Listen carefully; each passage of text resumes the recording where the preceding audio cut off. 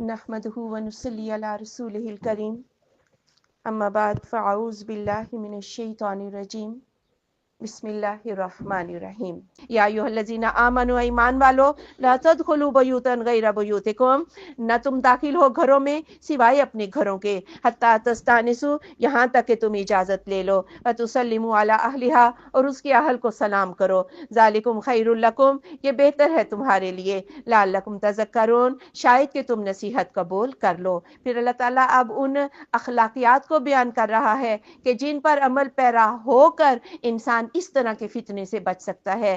اپنے گھر کون سے ہیں؟ صرف وہ گھر اپنا ہے جس میں اس کی بیوی رہتی ہے، اس میں تو وہ بغیر اجازت کے جا سکتا ہے، لیکن اپنی ماں، اپنے بچوں بیٹیوں کے گھر میں بھی، بہنوں کے گھر میں بھی وہ بغیر اجازت کے کوئی داخل نہیں ہو سکتا۔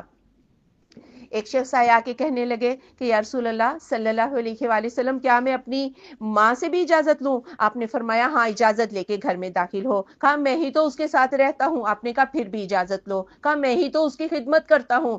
آپ نے فرمایا پھر بھی اس سے اجازت لو، کیا تم اس بات کو پسند کرتے ہو کہ تم اپنی ماں کو ننگا دیکھو؟ تو گویا جو اجازت لینی ہے وہ اپنے گھروں میں، یعنی صرف بیوی کے گھر میں بغیر اجازت کے انسان جا سکتا ہے۔ اور اس کا طریقہ کیا ہے کہ سلام کرو، کھٹکھٹاؤ، 3 دفعہ ناک کرو، اگر جواب اندر سے نہ آئے تو پھر واپس لوٹ جاؤ اور اس کا برا بھی نہ مناؤ۔ اور اجازت کیسے لینی ہے؟ سیدنا جابر بن عبداللہ رضی اللہ تعالیٰ عنہ کہتے ہیں کہ میں اپنے اس قرض کے سلسلے میں جو میرے اوپر تھا، میں آپ صلی اللہ علیہ وآلہ وسلم کے گھر گیا اور میں نے دروازہ کھٹکھٹایا تو آپ نے اندر سے پوچھا کون؟ تو میں نے کہا میں۔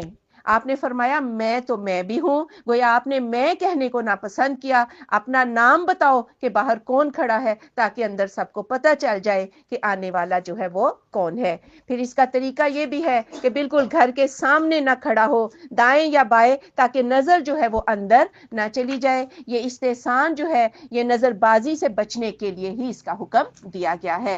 فَإِن لَمْ تَجِدُوا فِيهَا أَحَدًا پھر اگر نہ تم پاؤ بیچ اس کے کسی ایک کو، فَلَا تَدْخُلُوهَا تو اس میں مت داخل ہو، حَتَّى يُؤْذَنَ لَكُمْ یہاں تک کہ تمہیں اجازت دی جائے، وَإِن قِيلَ لَكُمْ ارْجِعُوا فَارْجِعُوا اور اگر تمہیں کہا جائے کہ واپس چلے جاؤ تو واپس چلے جاؤ، هُوَ أَزْكَىٰ لَكُمْ یہ زیادہ پاکیزہ راہ ہے تمہارے لیے، وَاللَّهُ بِمَا تَعْمَلُونَ عَلِيمٌ اور اللہ ساتھ اس کے جو تم عمل کرتے ہو جانتا ہے۔ یعنی کسی گھر میں، گھر کا کوئی فرد موجود نہیں، اس گھر میں مت داخل ہو، اور اگر کسی خالی گھر میں تم داخل ہو جاؤ گے تو بہت سے الزامات جو ہیں وہ بھی لگ سکتے ہیں، اس لیے ایسی پاکیزگی کی راہ کو ہی اختیار کرو۔ اور اگر تمہیں اندر سے کوئی جواب نہ آئے یا یہ کہہ دیا جائے کہ واپس لوٹ جاؤ تو اس بات کا برا بھی نہ مناؤ۔ لیس علیکم جناح نہیں ہے تم پر کوئی گناہ، ان تدخلوا بیوتا غیر مسکونہ کہ تم داخل ہو جاؤ ان گھروں میں جو غیر آباد ہیں، فیہا متاع لکم بیچ اس کے فائدہ ہے تمہارے لیے، واللہ یعلم ما تبدون وما تکتمون اور اللہ جانتا ہے جو تم ظاہر کرتے ہو اور جو تم چھپاتے ہو۔ یعنی ایسے گھر جو غیر آباد ہیں، جو کسی کا اپنا گھر نہیں ہے، مثلا مسجدیں سب کے لیے ہیں، مدرسے سب کے لیے ہیں، اس وقت یہ گھر سب کے لیے ہے، اجازت لینے کی ضرورت نہیں۔ اسی طرح ہوٹل ہے، سرائے ہے، یا ایسے گھر جو ویران پڑے ہیں، گھاس اگائی ہے، تم اپنا فائدہ لے جا سکتے ہو، وہاں سے گھاس کھیڑ سکتے ہو، وہاں کسی کی اجازت کی ضرورت نہیں ہے۔ سبحانک اللہم و بحمدک اشہد ان لا الہ الا انت استغفرک و اتوب الیک۔